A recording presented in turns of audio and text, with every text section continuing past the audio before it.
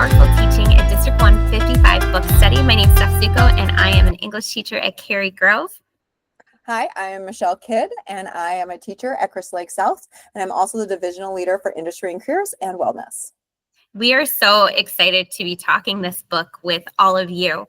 Looking at our book and thinking about all the wonderful strategies that we're already doing in the classroom, Powerful Teaching pairs great practical teaching tips along with brain science. And so first I want to walk you through the course just so you know how to access all of the information and resources.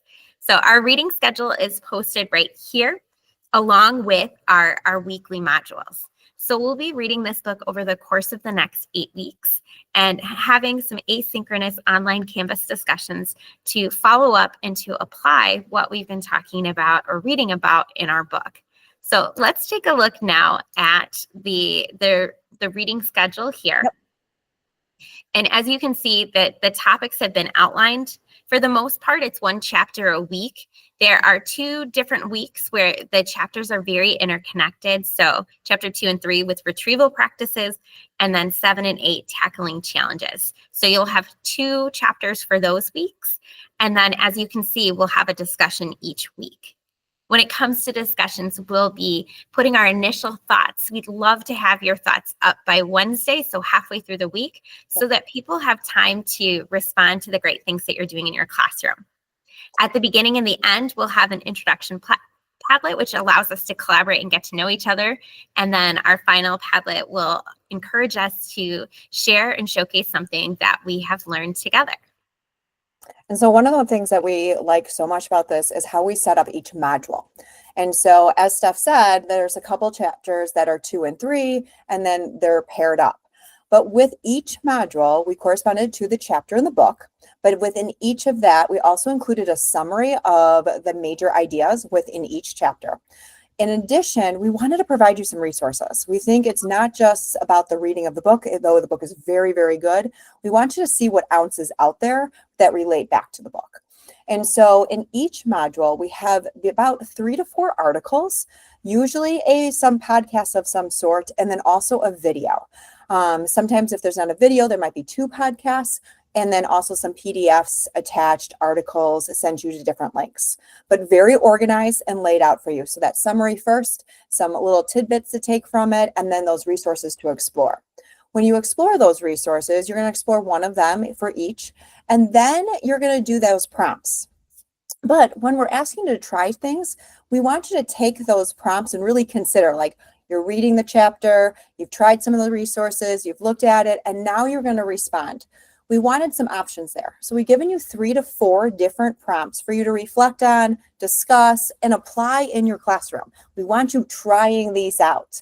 We want to find something that fits you and your style and where you're at this journey as we progress through this book, okay?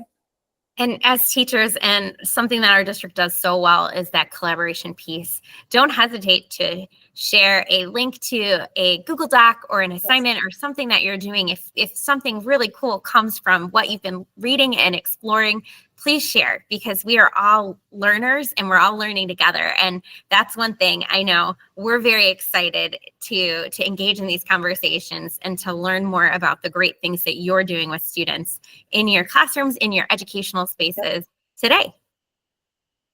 So the things that we want to make sure that we touch base on before we leave is that because we know how busy everybody is, we want to make sure that you are setting time aside each week. So when you look at this, like, think through, like, the chapters are not really that long. So think about how long you need to read your chapter. You also can get an audio like Hoopla, Libby, like, you can download it from your local libraries. So you're getting a book, but you also could get that so you could have the listen to it as you're going around. But you also are going to need times to read those resources and do the discussion posts. So like me, I schedule it into my calendar. So that's going to be really important for you to do.